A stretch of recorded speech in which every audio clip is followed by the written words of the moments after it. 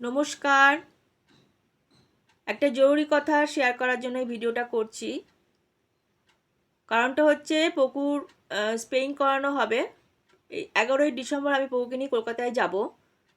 কলকাতায় ডাক্তার দেখানোর পরে ওকে টেস্ট হবে, টেস্ট পরে পকুকে অপারেশন করা হবে। আমি অনেক দিন ধরেই পকুর এই অপারেশনটা করাবো চিন্তা ভাবনা করছিলাম, কিন্তু ভয় পাচ্ছিলাম। কিন্তু স্পেইংটা খুব একটা বড় অপারেশন নয়, আপনারা হয়তো বলবেন খুবই ছোট্ট অপারেশন, কিন্তু অপারেশনের নাম শুনলে তো সবাই একটু ভয় পায়। তো আমিও সেরকম একটু ভয় পাচ্ছিলাম অপারেশনটার জন্য। তো এখন দেখতে পাচ্ছি এই অপারেশনটা না করালেই নয়, পকুর এই অপারেশনটা না করালে খুব সমস্যা হচ্ছে। সমস্যা বলতে পকুর একটা ফার্স্ট প্রেগনেন্সি টেন্ডেন্সি আছে। তো এইটা ওর অনেকবারই ফার্স্ট প্রেগনেন্সিটা হয়ে গেল। তো এখন ডাক্তারবাবু বলছেন যে এই অপারেশনটা খুব জরুরি পকুকে করানো। তো তাই জন্যই আমরা বাড়ির লোক সবাই মিলে আলোচনা করে এই পকুর এই অপারেশনটা চিন্তা ভাবনা করেছি করাবো। তবে আমি কলকাতায় নিয়ে যেয়েই করাবো। তো এই জন্য এই ভিডিওটা করছি। পকুকে আমি কখন নিয়ে যাচ্ছি, কোথায় করাচ্ছি, সমস্তটাই আমি ভিডিওতে আপনাদের সঙ্গে শেয়ার করব। তো আপনারা প্রে করবেন পকুর জন্য, যেন পকু খুব তাড়াতাড়ি সুস্থ হয়ে যায়। আর আজকেই সকালবেলা আপনারা হয়তো দেখেছেন পকুকে আমি কলার পরিয়েছি। কলার পরানোরও সেইটাই কারণ যে পকুর অপারেশনের পরে তো মোটামুটি 10 দিন ওকে কলার পরিয়ে রাখতেই হবে। তাই জন্য আমি 1 ঘন্টা করে এখন পড়িয়ে ওকে একটু অভ্যাস করছি, যাতে ওর পরে যেন অসুবিধা না হয়। সেই জন্যই আমি প্রতিদিন 1 ঘন্টা করে পড়িয়ে ওকে একটু অভ্যাস করছি।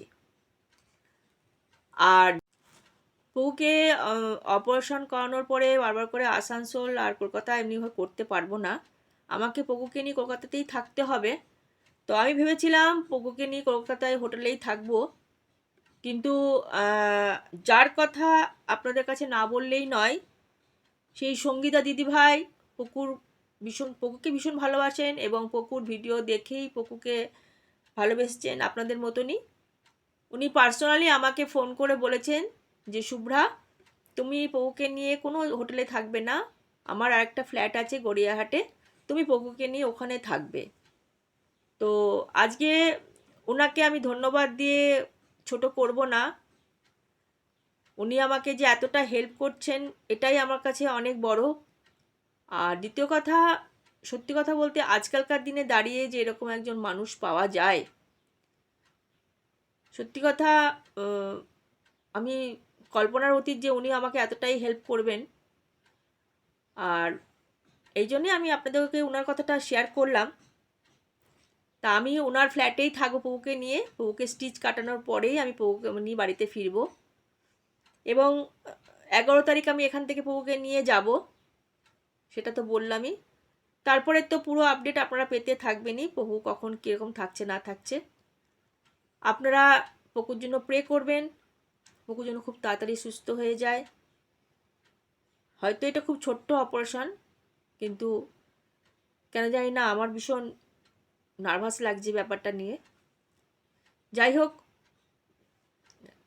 আমার এইটুকুই জন্য বলার ছিল। নমস্কার।